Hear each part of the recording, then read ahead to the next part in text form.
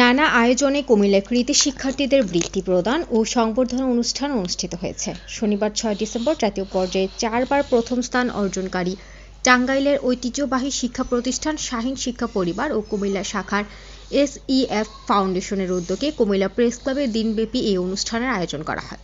এতে প্রধান অতিথি হিসেবে উপস্থিত ছিলেন টাঙ্গাইলের শাহীন শিক্ষা পরিবারের নির্বাহী পরিচালক মোহাম্মদ আনোয়ার হোসেন আসলাম, শাহীন শিক্ষা পরিবার কুমিল্লা শাখার পরিচালক হুমায়ুন রশিদের সভাপতিত্বে বিশেষ অতিথি ছিলেন কুমিল্লা আদর্শ সদর উপজেলার মাধ্যমিক শিক্ষা অফিসার শাহজালাল, প্রাথমিক সহকারী শিক্ষা officer Anwar Hossain Chowdhury, police line সহকারী প্রাথমিক বিদ্যালয়ের প্রধান শিক্ষিকা নাসিমা বিশ্বাস সহ অনেকে।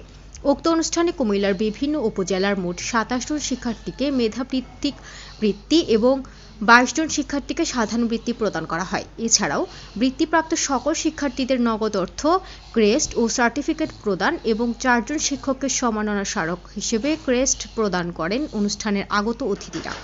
পরে বিতর্ক প্রতিযোগিতায় অংশগ্রহণকারী শিক্ষার্থীদের ইংরেজি বক্তব্য সহ এক মনোজ্ঞ সাংস্কৃতিক অনুষ্ঠানের মধ্য দিয়ে দিনব্যাপী অনুষ্ঠানটির পরিসমাপ্তি ঘটে। অনুষ্ঠানে আরও উপস্থিত ছিলেন শাহীন স্কুল কুমিল্লা শাখার প্রধান শিক্ষক MA মুকুল সহ অত্র প্রতিষ্ঠানের শিক্ষক ও অভিভাবকবৃন্দ।